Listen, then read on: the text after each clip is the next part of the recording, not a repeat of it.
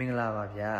လူကြီးမင်းတို့အိမ်မှာအင်ဗာတာဘက်ထရီတက်ဆင်ထားတယ်ဆိုရင်တော့ဒီဗီဒီယိုလေးကအသုံးဝင်ပါပါဒီဗီဒီယိုလေးကတော့ global inverter error ဖြည့်ရှင်းလို့မရတဲ့အခြေအနေမျိုးမှာ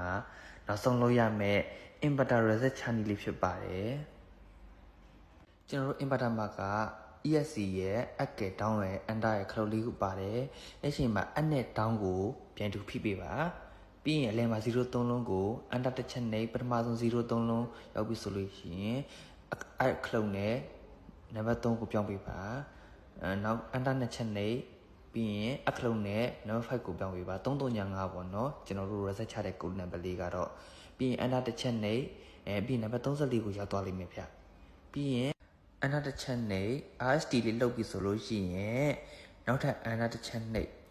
ဒါဆိုရင်034လုပ်ပြီဆိုရင်ဒါ reset ချတဲ့ confirm ဖြစ်သွားပါပြီဗျအခုလိုမျိုး global inverter နဲ့ပတ်သက်ပြီးသိချင်တာရှိရင်ကျွန်တော်ရဲ့ chat box ဒါမှမဟုတ် comment မှာရေးသွားပြီးလို့ရပါတယ်အခုလိုမျိုး inverter battery ဖြည့်ရှင်းနည်းတွေထပ်တင်ပေးသွားမှာဖြစ်လို့ like and follow လေးလုပ်သွားပေးကြပါအောင်ဗျအားလုံးပဲမင်္ဂလာရှိတဲ့နေ့ရက်လေးပိုင်ဆိုင်ကြပါစေဗျာ